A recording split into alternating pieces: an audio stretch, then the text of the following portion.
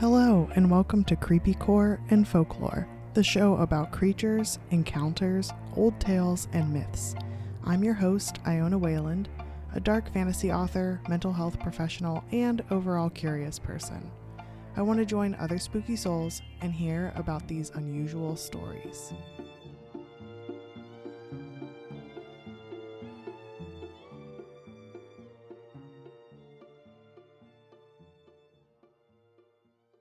Hello, spooky soul, and welcome to episode 71 of Creepycore and Folklore, where I'm going to be talking to you about the very haunted doll experience that I've been having. If you don't already know about it, it's been a very interesting, very strange, but also very touching experience that I've been having and am still having with this beautiful rainbow monster doll that I got from a Monster Expo.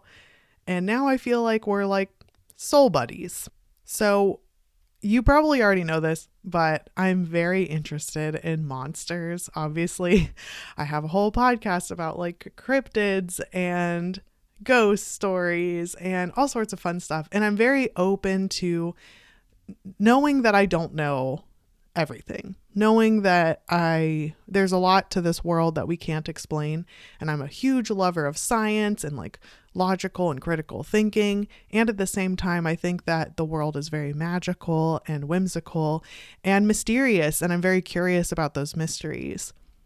And so I went to this Monster Expo with my husband and my babo, and with my brother and his girlfriend. And it was really cool to see all this monster stuff. And you've probably seen, if you follow me on social media, I'm mostly on Instagram, TikTok, and YouTube under Creepycore and Folklore. But I have these mugs that have a monster face, and you kind of drink out of the monster face, and it's very cute. And my favorite Potter was going to be at this Monster Expo. So I got mugs. Not that has anything to do with the story, but that's my reasoning for going. And I love all things monster, but there were all kinds of things I needle felt imagery. There was crocheted creatures. There were tote bags where you put your stuff in the mouth of the monster. There were plushies and graphic novels and all these really cool jewelry. There were whole skeletal birds that you could put in on your ears as earrings and necklaces and things. It was really, really cool. There's poetry and paintings and it was just absolutely stunning. And I was surrounded by all things monster, which made me really, really happy. But there was this monster that I was really drawn to, and they're called sock monsters because there's a really cool queer duo called Squish House, and they make sock monsters. One of the duo makes, I keep trying to say needle felt. It's not needle felting, embroidery. That's it.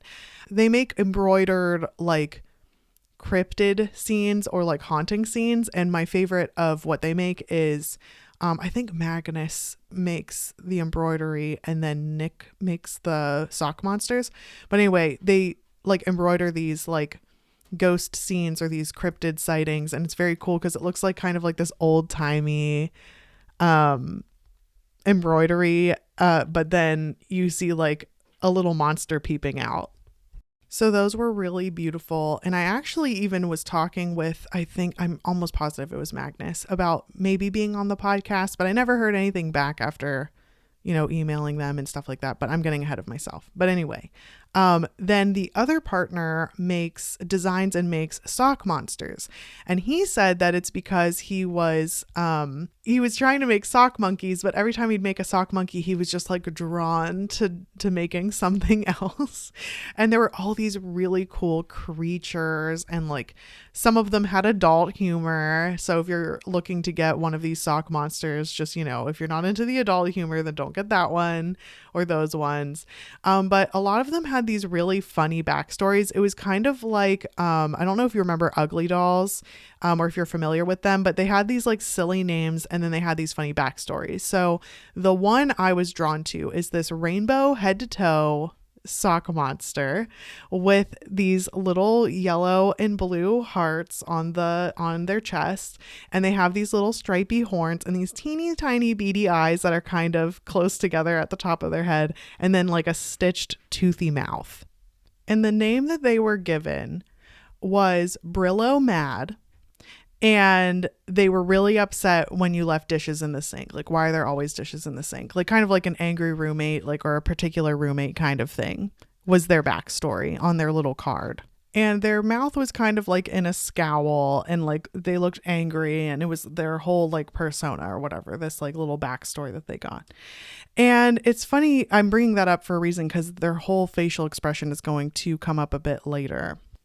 So I was a bit of a mess, and I was like, it was my first outing with my child, and my husband was there, and it was very crowded, and I was kind of freaking out, and I was like, one of the only people, well, it wasn't one of the only, but it was where mask mandates were kind of loosey-goosey, and so I was like, I need to wear a mask, and I'm afraid my babo, since she's immunocompromised, and because she was a preemie, like, it was a whole thing. So I was like freaking out. I got the monster doll and kind of put him in the bag with all the other things I had decided to get, like my mugs and stuff, and I got some presents for my brother and his girlfriend, and it was just like a really nice time. But then as the days and weeks went by, there were really odd things happening with the monster doll that made me suspect that they were haunted.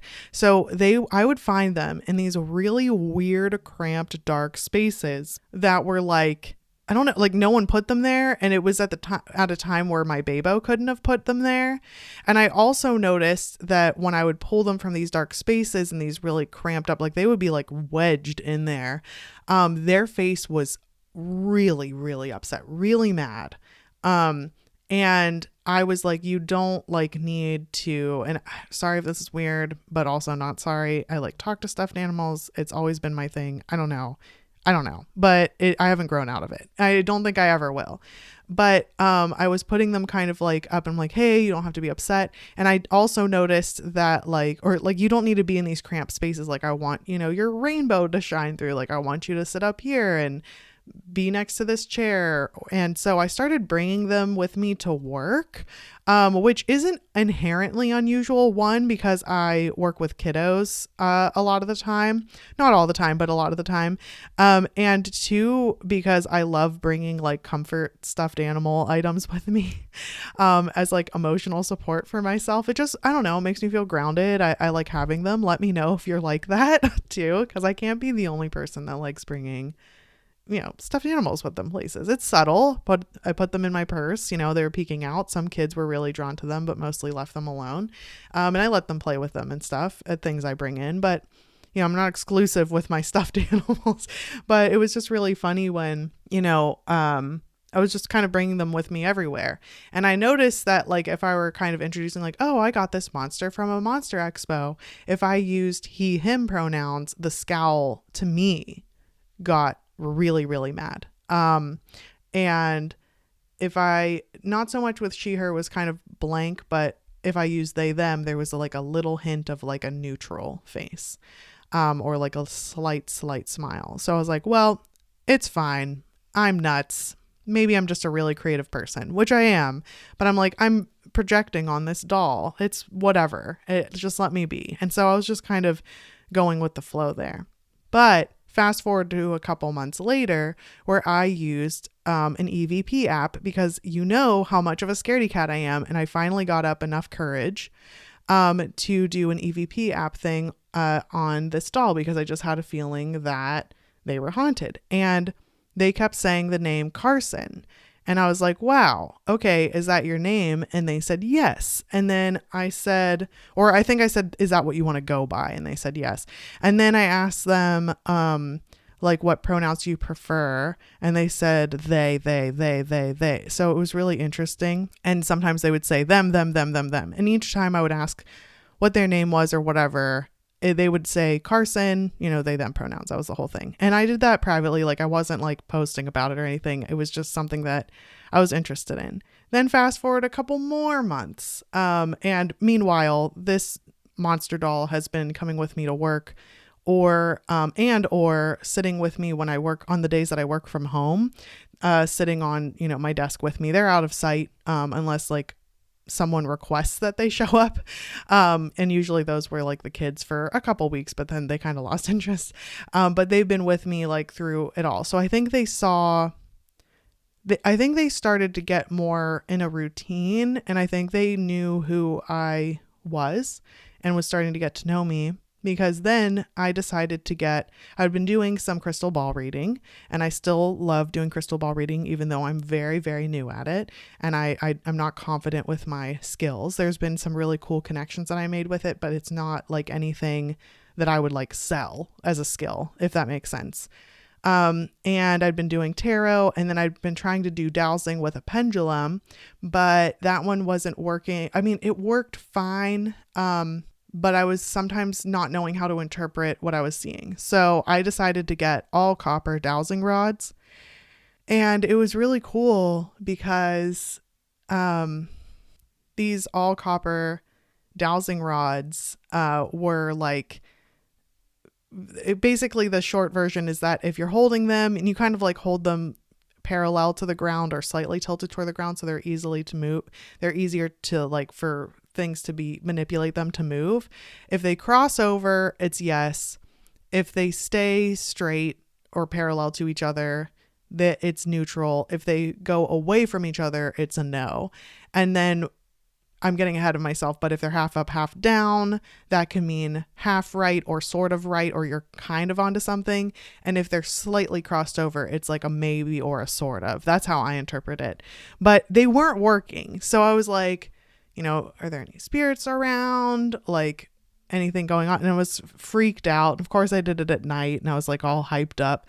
And then it was working for my husband. And if you have signed up for my newsletter, then like whenever you sign up for my newsletter, you get a free bonus episode, like a super secret bonus episode with our haunted old house, and how that ghost totally talked to my husband and like showed him all sorts of things like within the home. It was crazy. It really wild experience. But I was like, how come all the ghost shit happens to you? Like, I both want and do not want this kind of attention. But it was working for him, and he kind of sort of like was able to connect with like where I live is all farm, and I think he connected with like an animal spirit of like a stock animal of some sort. And then also we live really close to battlefields from the Civil War era. It's sad, and there's a lot of history, like sad history here. So there was like lots of death, and we live really close to the Appalachian Trail. And so I was like, you could be picking up anything. And so anytime I would try it, it would be nothingness, like just neutral. And I'm like, come on. So I was like, I'm going to try it on Carson. So I tried it with Carson, and I was like, is your name Carson? Are you here? And it crossed over very slowly, very tentatively crossed over. And I was immediately covered in goosebumps. I also like want to point out and when I say this, I'm not trying to convince you to believe or not believe, because I do not like when people push beliefs on others. I think that's rude. But just to like kind of educate you on this if you don't know already. And I have a lot more education that I need anyway, so I'm not like trying to advise or like say that I have this skill, because I'm very, very, very, very new at this. However, from what I can gather thus far in this whole dowsing journey, because that's what it's called, I'm using dowsing rods. You like, some people get hung up on like, oh, you're the one moving the rods. In my experience, I don't feel like I am moving the rods, but there are kind of these several schools of thought with it. And the ones that pop into my mind when I think about dowsing is that I'm either holding it in such a way that it's so precariously placed that an entity is moving the rods, or, because it could be other things too, I am in a state of mind, like a liminal space, where I'm able to be kind of suggestible to to conversation and to interaction. And so my micro movements and subconscious or whatever is like guided to make micro movements that move the rods. If you were to stand there and ask me though, like, hey, move the rods this way or that way, I could do it, but in like an exaggerated way because I don't know another way to move the rods. Like I don't know how to tilt them. So I just want to put that out there because I know there's, on the one hand, I understand why there's a lot of people who are like, this is a scam and this is a trick and you're trying to trick me. And this is just basically like, I don't know, just you're trying to trick me. And I understand that thought process because I love critical thought. I love logical thinking. I think it's important to question what people's motives are when they're presenting that kind of spiritual connection to you with any faith or religion or belief system. Like with any of them, I think it's good to question like why the information's getting presented to you that way. I really do like that. And I am, into that. But for my sake, because there are scammers out there for sure, and people who lie and people who are really good at tricking. From my perspective, I was doing it as a spiritual practice, not to like sell anybody anything or trick anybody into like being like, oh, looks like you're cursed, gotta give me a whole bunch of money now. Like I wasn't doing anything like that. And so I just wanted to kind of throw that out there because even though I know that my listeners and supporters, even though I know that you're a spooky soul and you most likely believe in this stuff or have an open mind about it, or even if you don't believe it, you're not going to get upset with someone expressing their faith or belief system or spirituality. I also feel like some of what I'm about to say can be triggering. So I just wanted to like acknowledge you in case you were feeling like off about it. So I totally get, so with all of this, my intent and, is to share this experience that I'm having, not to like tell you need to give me your savings account because the rods have told me you're cursed or something. That's silly. Also, side note, I was hexed for multiple years. I was very easily able to end that hex with the help of two witchy friends. So that was wonderful. That's a story for another day though. But all of those disclaimers and background information aside, I felt such a weird wash of like relief and understanding and like desperation and like hope and like all this stuff wash over me while I'm using the rods. And with each answer, I was surprised by some of the answers. By some of the answers I was getting. And I was also stuck. Like I was asking these questions and I kept getting answers like they were basically saying, I'm not human. And I have these videos on my Instagram, TikTok, and YouTube.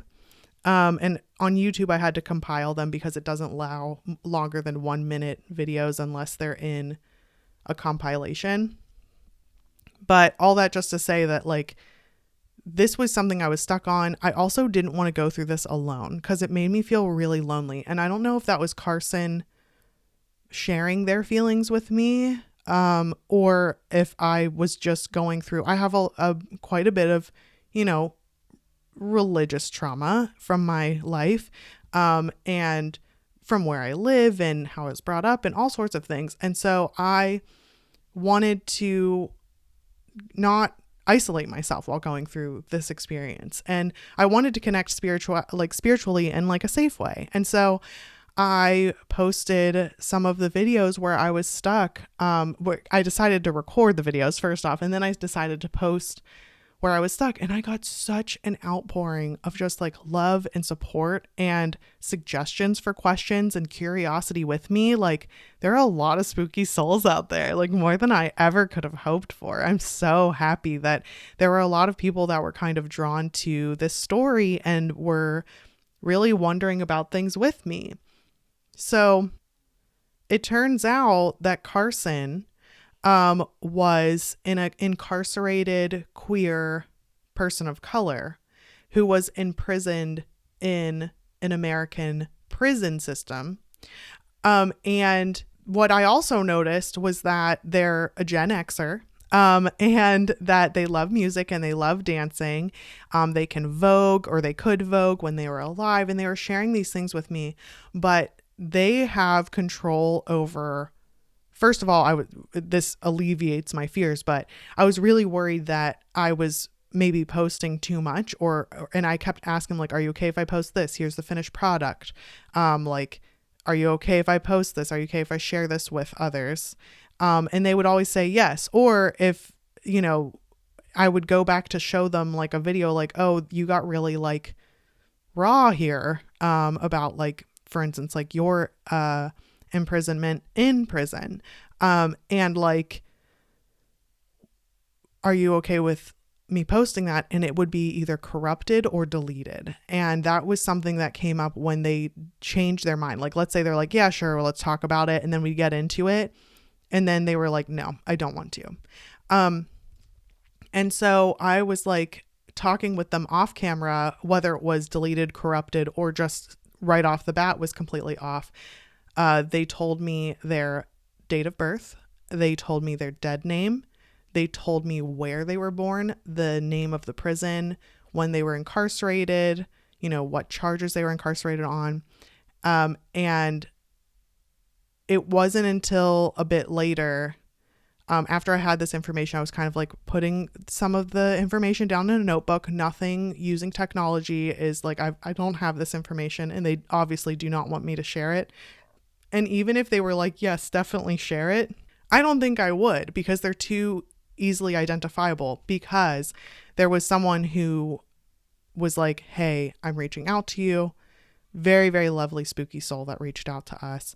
And they talked about, their theory, and they did it in a very respectful way. They did it in a very humanitarian, loving way. And I checked with some of the information given to me, by what they were reporting, and it matched what I had already discussed with Carson.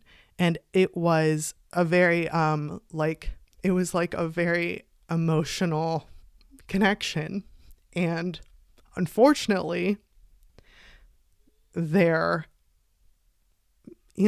found them, but everything about their, like, they were just like reduced to a little bit of like acknowledging their crime that they more than served their time on, more than that.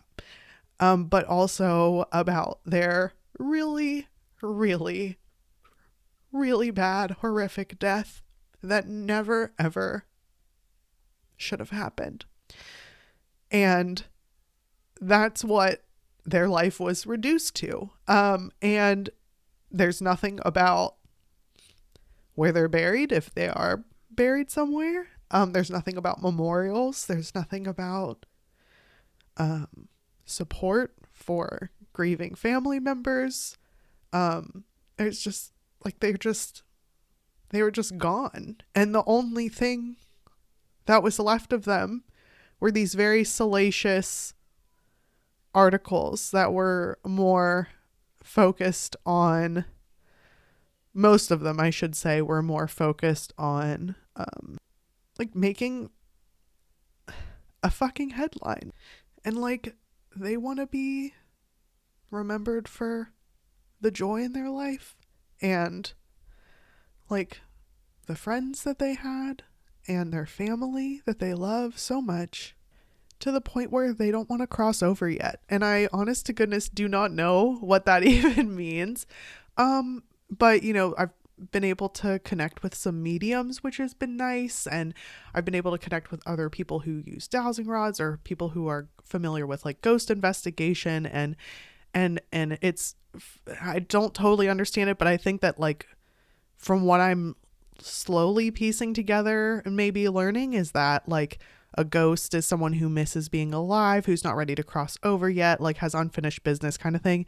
Whereas spirit means that like they have crossed over and they're filled with love and they're content, and they don't have any regret. But they'll sometimes visit like loved ones, through messages or dreams or all kinds of fun things. Like there's cool ways to do, or like, through dowsing and stuff like that too, like if you call on them. And that's something that before I learned about those nuances of ghost versus spirit, is that Carson basically was sharing that they still do connect with their loved ones through objects that the person uses to call on them. I don't know why I'm able to connect with Carson because I'm not like related. But maybe it's because I'm a therapist, or maybe it's because I don't know, it's a happy like accident. I'm not sure. But I'm very thankful for them, and I'm very thankful for this experience. And I'm very thankful that they're in my life because they basically were like, I'm not ready to cross over because I am sorry for what I've done. I am waiting for my partner, and I'm waiting for my kid. And if they'll have me, is basically what they said. And they love their surviving family members. And I think that they'll let me share that they are now a grandparent, or they soon will be. I'm not quite sure where, the grandparentage lies. I don't know if it's already happened or if it will happen soon, but they're very excited about that experience, and they're watching out for the new kiddo as well as their adult child. If of course, if they want to have support in that way, spiritual support in that way.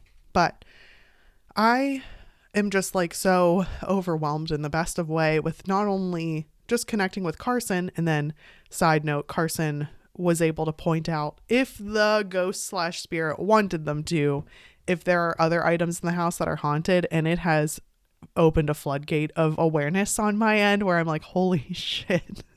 I have a whole haunted crew and had no idea. I mean, I'd had some idea because I asked them about certain ones that I had suspicions of, but wow. And they basically, I was joking and I said, oh, does it go against ghost code if you like tell me if they're haunted or not? And they said, kinda, like, you're kind of half right. And I was like, damn, okay. I don't know what ghost code is, but we'll figure it out. And I think that like there were some that were definitely haunted, like the dowsing rod swung so fast and hard that they like tapped my face.